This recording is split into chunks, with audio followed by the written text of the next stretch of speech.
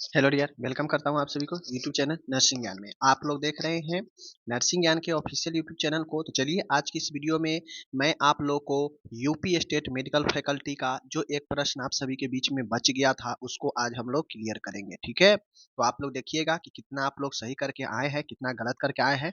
तो चलिए आज की इस वीडियो में बातें करेंगे। तो सबसे पहले आप लोग को पता है कि आपके 75 मार्क्स के एग्जाम होते हैं।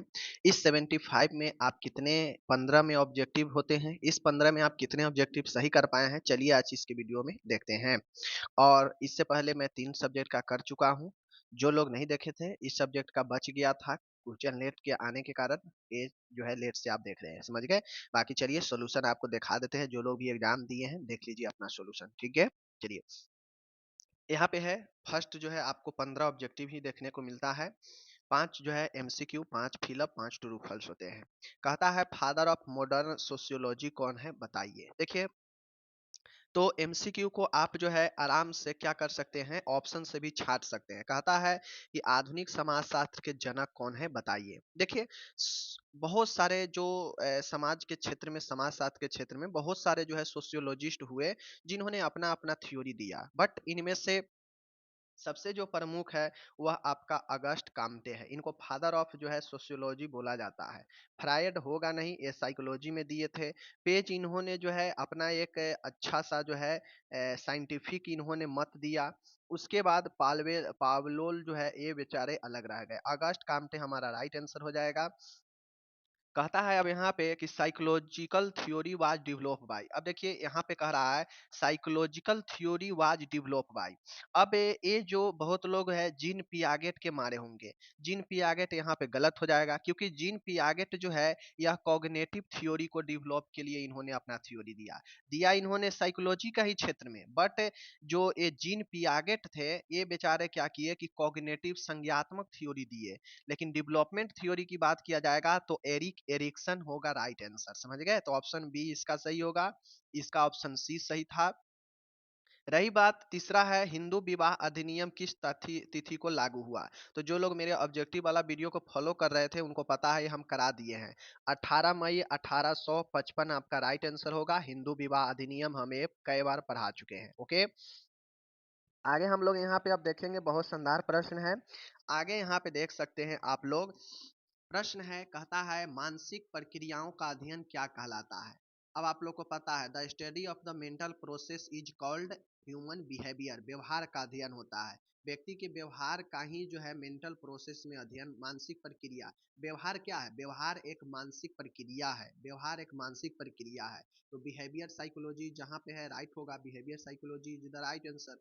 बाकी ये सब होगा नहीं, समझ गए। चलिए, इट देख लीजिए, निषेध मतलब दहेज लेना कानूनी अपराध है। इसके लिए दहेज निषेध अधिनियम किस वर्ष लागू किया गया था। तो जो दहेज निषेध अधिनियम है यह जो है आपके 1961 में जो है आया था। तो इस चीज को समझ लीजिए, बी राइट आंसर होगा। ओके, तो जो लोग अगर थोड़ा सा दिमाग लगाए होंगे वो 5 में 5 सही किए होंगे। जो नहीं अगर दिमाग लगाए होंगे तो कम से कम 4 तो सही होना ही चाहिए। 4 तो एकदम हलवा था, समझ गए। आगे देखिए, अब हम लोग ट्रू फॉल्स में चलते हैं। चूज करना है कि कौन सही है कौन गलत है। तो चूज करने वाला आपके माइंड जितना आप सोचेंगे उतना सही होगा। जैसे देखिए, ग्रामीण समुदाय में गांव में रहने वाले लोग शामिल है। मतलब ग्रामीण समुदाय में, रूरल एरिया में वो लोग शामिल है जो गांव में रहते हैं, तो बिल्कुल सही बात है। अर्बन में जो रहते हैं वो शहरी इलाके के लोग होते हैं, तो ये बातें भी सही है। कहता है कि नॉर्मल आईक्यू लेवल 70 से 80 होता है। तो हम लोग पढ़े हैं बुद्धि वाला, जब हम लोग क्लासिफिकेशन पढ़ाए थे तो वहाँ पे आपको आईक्यू लेवल में समझाया था। वहाँ पे 70 से 80 के बीच में आईक्यू लेवल जो है आपके, यह नॉर्मल नहीं होते हैं। नॉर्मल कहाँ से होते हैं? 90 से 109 तक नॉर्मल रहते हैं। तो आपका दूसरा जो है क्या हो जाएगा? गलत हो जाएगा। ओके, आगे है। कहता है शिक्षा एक व्यवहार की संशोधन विधि है। Learning is a process of modification of behaviour. बिल्कुल, लर्निंग मतलब सीखना। सीखना एक व्यवहार में परिवर्तन का एक जो है प्रक्रिया है। बिल्कुल है, हम सीख कर किसी भी चीज का अपने व्यवहार में परिवर्तन संशोधन कर सकते हैं। अगर गंदे चीजें सीखेंगे तो हमारा व्यवहार भी गंदा होगा, सही चीजें सीखेंगे तो सही व्यवहार होगा। तो मतलब यह एक संशोधन की प्रक्रिया है, सही है।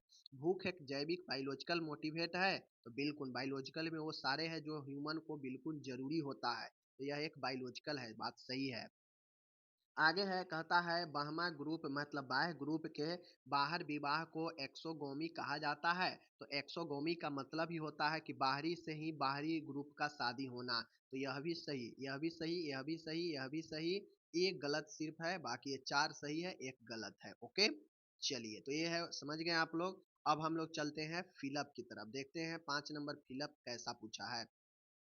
अब यहाँ पे चलिए, अब हम लोग फिलअप की तरफ चलते हैं। फिलअप देखते हैं कि आप कितना जो है सही कर पाए हैं। चलिए देखते हैं।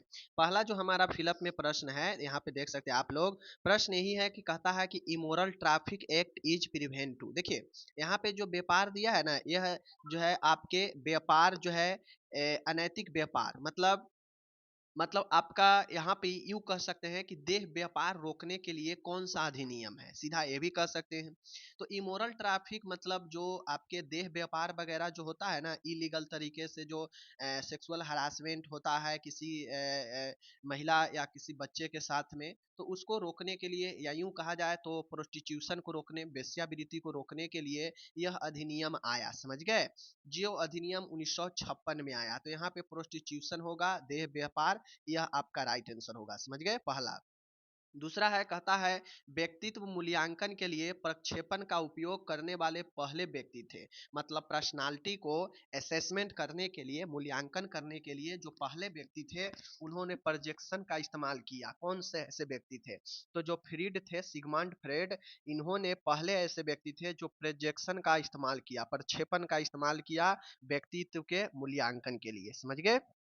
आगे है, कहता है बाहरी उत्तेजनाओं के साथ गलत धारणा। मतलब बाहरी कोई वस्तु है और उसको हम गलत पहचान रहे हैं, समझ गए। यानी रस्सी के जगह पर सांप पहचान रहे हैं, गलत हम उसको पहचान कर रहे हैं, तो यह क्या होता है?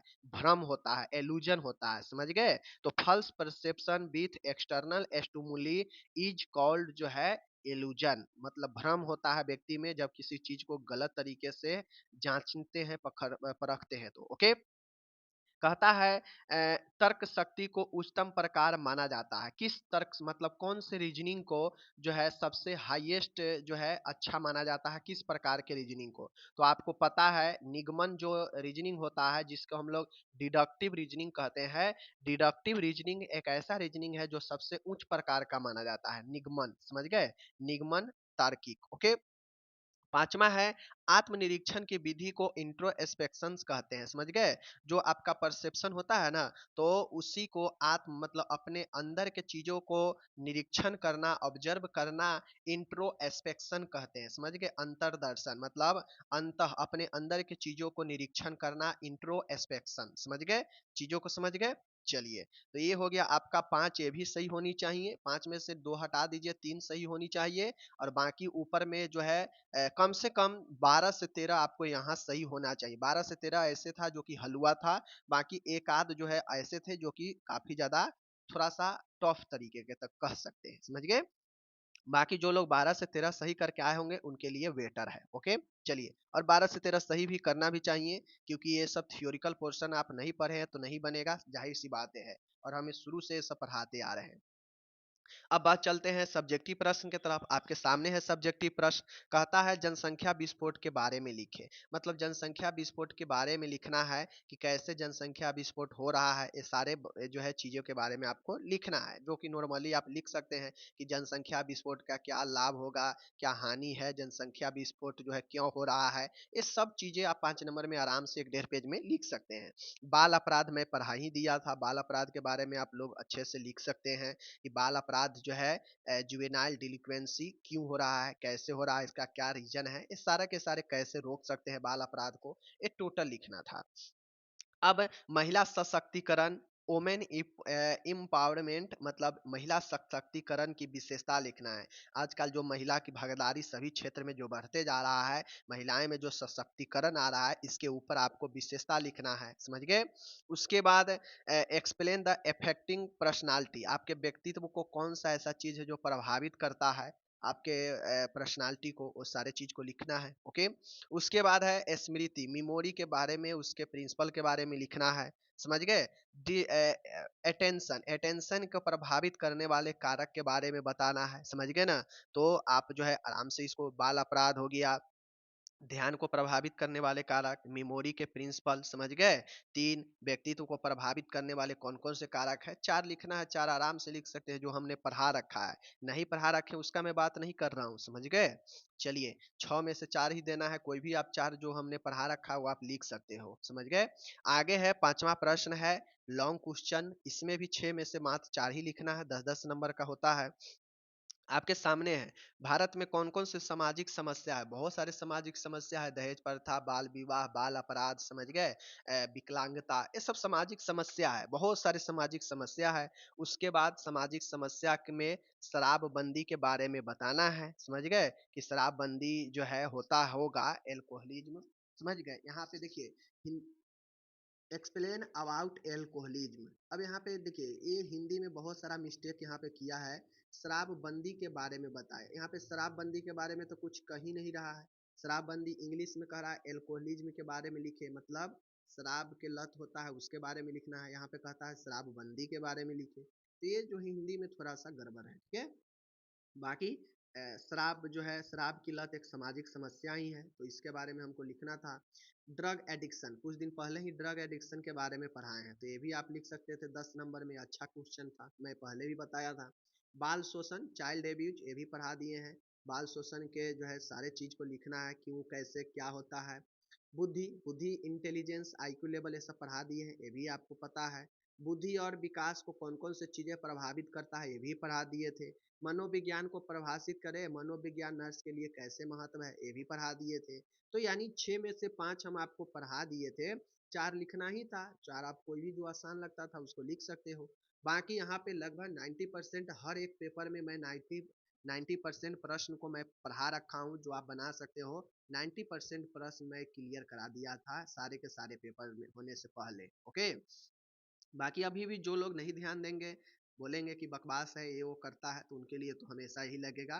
बाकी कोई नहीं, मैं हमेशा मेहनत करता हूँ, करता रहूँगा आप लोग के लिए। जो लोग अच्छे से पढ़ना चाहते हैं, ध्यान देना चाहते हैं, जीवन बनाना चाहते हैं, तो बिल्कुल आकर पढ़ सकते हैं। और एक पेड क्लास से बेहतर क्लास यहाँ पे आपको पीडीएफ के साथ में मिलता है।